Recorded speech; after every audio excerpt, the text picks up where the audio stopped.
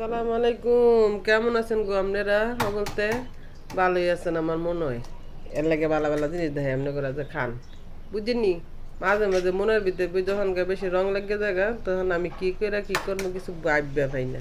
তখন মনটাই কয় কি যে না, আজকে একটা পিঠা সিটাই বানাইলেই। এখন আমি করতেছি কি, ডিম দিয়া ডিম পিঠা বানাইলাম। দেখেন খালি এত সহজ রেসিপিটা। মনে হয় দুনিয়ার সবচেয়ে সোজা পিঠা হইলো এইটা, বুঝছেন? এর লাগে আপনাদের লগে দেখাইতেছি, আপনাদের লগে শেয়ার করতেছি, আপনারা দেখবেন, আপনারা বানায় খাইবেন। আর কেমন হয়েছে অবশ্যই কমেন্ট করে জানাইবেন। দুইটা ডিমের লগে আবার চিনি অ্যাড করে দেবো, বুঝেননি? মরা রুডে খালি হাতে টান খাইতাম হাত করে, খালি হাতে টান খাইতাম হাত করে। কি থিয়া যে কি খামো, মনটা জানি কি খাইলে মজা লাগবো, কি খাইলে ভালো লাগবো, সারাদিন বেবে খালি এডি ভাবি। ইয়ের লেগে স্বাস্থ্য হইলো সুখের মূল। স্বাস্থ্য যদি কত শুকাই মুখে জায়গা, স্বামী তো আবার পছন্দ করতো না, বুঝেন না? এর লাগে বেশি করে সুন্দর করে এইটা খাইবেন সারাটা দিন। খাইয়া পরে একেবারে স্বাস্থ্যটা ভালো রাখবেন, বুঝছেন নি? এরপরে এনে কিন্তু আপনারা কত ইয়া দিয়ে দিবেন, মানে স্বাদ মতো লবণ দিয়ে দিয়ে দেবেন। আর বেকিং পাউডার দিবেন একটু 2 চামচ, বুঝছেন নি? দিলে পর বেকিং পাউডারটা একটু বেশি দিলে কি আপনার ইয়াটা হয় জানি কয়, পিঠাটা একদম নরম সফট হয়, একেবারে খাইতে অনেক স্বাদ লাগে, বুঝছেন? আর এত সহজ জিনিস সামনে করে আর কই ইয়া করবো, বুঝছেন না? আর কত সহজ জিনিস আমি শিখাইতাম। রুটি বানাইতে অনেক ঝামেলা, লাগে আজকে রুটি মুটি না বানাই সকালবেলায় আজকে যা করবো আল্লাহ, বুঝছেন নি? ইয়া বানাইলেই, পিঠাটা বানাইলি ডিম পিঠাটা পরে আল্লাহ সকালবেলা উঠতে বানাই লিতেছি। এর লাগে আপনাদের লোক একটু শেয়ার করতেছি, বুঝছেন?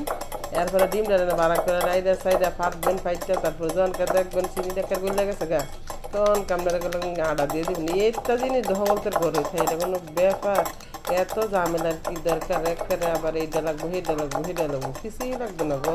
ডিম আটা চিনি হবলতেরই থায়। এই যে মনে চাইলে মাঝে মাঝে বিকালের নাস্তা সকালের নাস্তা বাচ্চাকে টিফিন দিয়ে দিবেন। সহজ সহজ একটা খাবার আপনাকে শিখাইতেছি, আপনাকে শেয়ার করতেছি। এরপরে আল্লাহ ডিম যে টুক আটা একটুকু দিবেন, এত আর অন্য কিছু দেওয়ার দরকার নেই, বুঝছেন? যখন দেখবেন একটু বেশি শুকনো শুকনো লাগে, তখন দিলেও একের হাসা মিশি পানি দিবেন, বুঝছেন নি? বেশি পানি দেওয়ার দরকার নেই। কম পানি দিলে আবার ওই ডিম দেয় আর ফুলাটা যে একটা স্বাদ লাগবো, আর পানি দিলে গেলে মজা লাগতো না। যে একটু আটা মাটা হয়ে গেলে হালকা একটু পানি দিবেন, জানি একটু ইয়াটা মানে সুডি আর কি, ওই যে আপনার ইয়াটার মধ্যে যে লেগে গেছে লাতাসি কি যে কই দিলে জানিও না, বুঝলে জায়গা বুঝিনি, মাথায় কোনো কাজ করে না, বুঝছেন? ভিডিও বানাইতে বানাইতে বয়স দিতে দিতে দিতে দিতে এখন মাথাটা খালি হ্যাং মেরা জায়গা মোবাইলের লাইন। এখন পরে আবার লাড়া ছাড়া দিবেন, দেখছেন এই তো আমি হাসামিছি পানি দিছি, এর চেয়ে বেশি গেলাম আবার দিন না, তাহলে কিন্তু আবার মজা লাগতো না। এরপরে লাড়া ছাড়া দেন, লাড়া ছাড়া দিয়ে সুন্দর করে যখন দেখবেন একটা এটার মধ্যে ভালো করে লেগে গেছে, তখন করবেন সুডাইয়া লাগলে চামিচ দিয়ে লাড়া দিয়ে নেবেন, কোনো সমস্যা নেই। এরপরে লাড়া ছাড়া দেন, ভালো করে লাড়া ছাড়া দিয়ে যখন মিক্সড হইব, তখন আমি গিয়ে পিঠাটা বানাবো, দেখছেন নি? এই যে চামিচ যারা যেমনি হয়, বুঝলেন না? এত কিছু স্টাইলের দরকার নেই, কারণ চামিচটা দিলে তাড়াতাড়ি হয়ে যাবে, একটা সহজ, আমার কাছে সহজই ভালো। আমি হলাম সাধারণ মানুষ, বুঝছেন কি? এত ফেস ম্যাচ বুঝি না, এত ফেস করে ভিডিও বানাই পারি না। আমি যেমন সহজ সরল, আমার সহজ সরল আপুরা দেখে দেখে ঠিক আমার তো এমনি শিখবো। আর না পারলে তো আমি আসি, কমেন্ট করে খেলে আমরা জানাই দিব। এরপরে আল্লাহ আপনারা করবেন কি, 20 মিনিটের লেগে একটু থুয়ে দিবেন, বুঝলেন?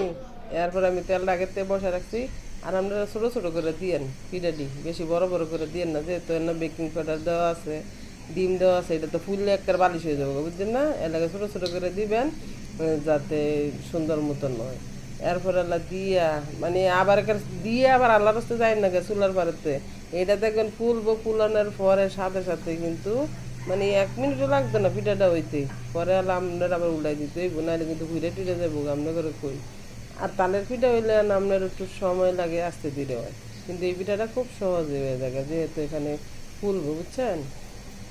আর প্রথমে আপনাকে একটা টিপস শিখাই দিই, আপনারা এই সাইডে দিবেন একটা পিঠা, ওই সাইডে একটা দিবেন পিঠা, এই সাইডে একটা দিবেন, ওই সাইডে একটা দিবেন। আর সব যদি একসাথে লাগাই দেন, তাহলে পিঠাটা কিন্তু একসাথে লাগিয়ে যাবে। আর যদি মানে এই সাইডে ওই সাইড করে দেন, তাহলে পিঠাটা আপনার সুন্দর করে লাগবে না, সুন্দর মতো হয়ে যাবে। এর জন্য আপনাকে টিপসটা শিখাইলাম। আমি মইরা গেল আপনারা কই পারবেন না গো, বেডে একটা টিপস শিখাই দিয়ে গেছিলাম করে, ভালো একটা টিপস। এর লাগে এইভাবে আপনারা করবেন। তারপরে সুন্দর করে লাড়াচাড়া দেন, দেখছেন কালারটা কি সুন্দর হয়েছে। আবার একটু যদি আবার গুঁড়া দুধ সাথে অ্যাড করে দেন, তাহলে তো আরও বেশি মজা।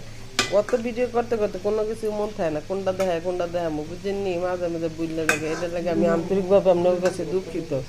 এরপরে আলা আপনারা এই যে দেখছেন সাথে সাথে পিঠাটা হয়ে গেছে গা লাই আছে উল্টাইয়া সুন্দর পিঠা তালের পিঠার মতো কিন্তু খাইতে অনেক স্বাদ যেহেতু আমি সব স্বাদের জিনিস দিছি তাহলে বিষা দিব কি লিখে স্বাদ হইতে হইব বুঝছেন না এরপরে এলাকার সকালবেলা বয়ে খাই নেবেন বুঝছেন এক প্লেট খাইয়া তারপর যত কাম কাজ আছে ঘরে সব করে নেবেন কে লাগে ডিম পিঠা তো জানি স্বাস্থ্যের একটা জিনিস স্বাস্থ্যকর বুঝছেন নি পোলা ফেন্ডে খাওয়াইলো তো বলা দেখছেন ভিতরে কেমন নরম সফট হয়েছে তাহলে এটা খাইতে কে লেগে মজাটা লাগতো না অনেক মজাদার একটা পিঠা আর একটা সহজ রেসিপি মাঝে মাঝে বিকালে চায়ের আড্ডা বেড়াইন বানায় খাইয়া নেবেন আবার টিফিনও খাইতে পারবে বাচ্চারা সবাই ভালো থাকবেন সবাইকে ধন্যবাদ আসসালামু আলাইকুম আল্লাহ হাফেজ